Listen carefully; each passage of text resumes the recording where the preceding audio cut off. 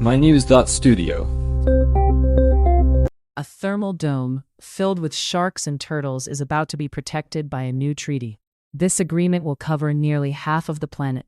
But can one treaty really make a difference for the high seas? Today is February 6, 2026. After 20 years of debate, the High Seas Treaty is now in force. For the first time, there's a binding legal framework for conservation in international waters, areas that make up almost 50% of Earth's surface. Why did it take so long for countries to agree on protecting oceans outside their borders? The main barrier was governance. International waters, those beyond any country's exclusive economic zone, were largely unregulated. Before this treaty, only about 1% of these waters were protected. That left important places like the Sargasso Sea, the Emperor Seamounts, and the Nazca Ridges open to overfishing, deep-sea mining, and pollution. There wasn't a single authority, just a patchwork of rules for things like fishing or shipping. So, with the treaty now active, what actually changes? Every country that's ratified so far, over 82, has new obligations. They must conduct environmental impact assessments for any high seas activity they oversee. For example, if a company wants to mine or fish in these waters, they have to notify the public and assess the environmental risks. The treaty also requires countries to propose and manage marine protected areas, or MPAs. MPAs have been around in discussions for a long time. Is this treaty likely to increase the percentage of ocean that's actually protected? That's the intention. At the moment, less than 10% of the ocean is protected, and only about 3% of that is fully safeguarded.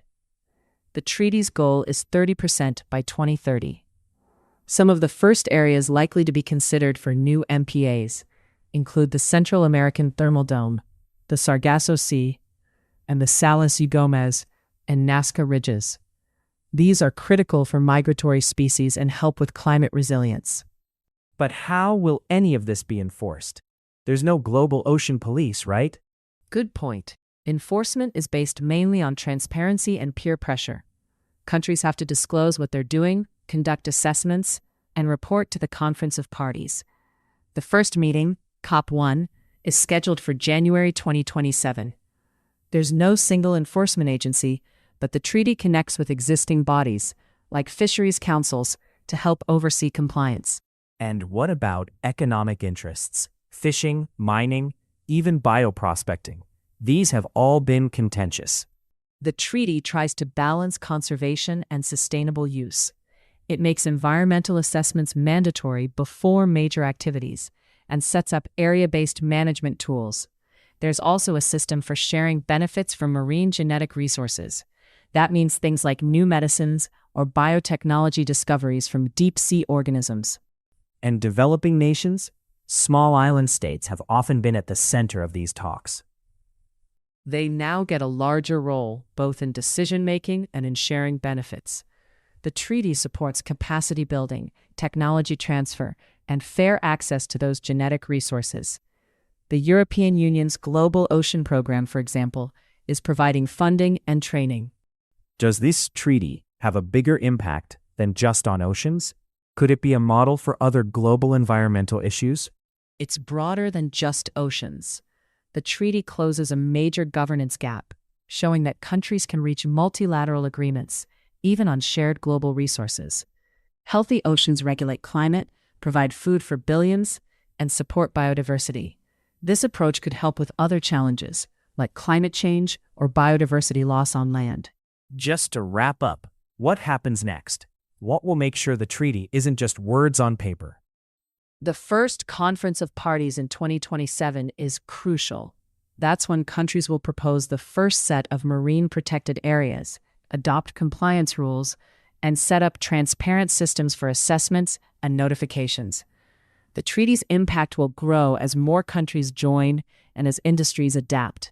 Fishing, shipping, and mining will all have to adjust their practices to fit the new rules. So, after years of scattered rules, there's finally a framework to protect nearly half the planet's surface. But will countries actually follow through, or will old habits continue? That's really the central question, whether this treaty can actually change the status quo, or if loopholes will weaken it. Only time and genuine action will make the answer clear.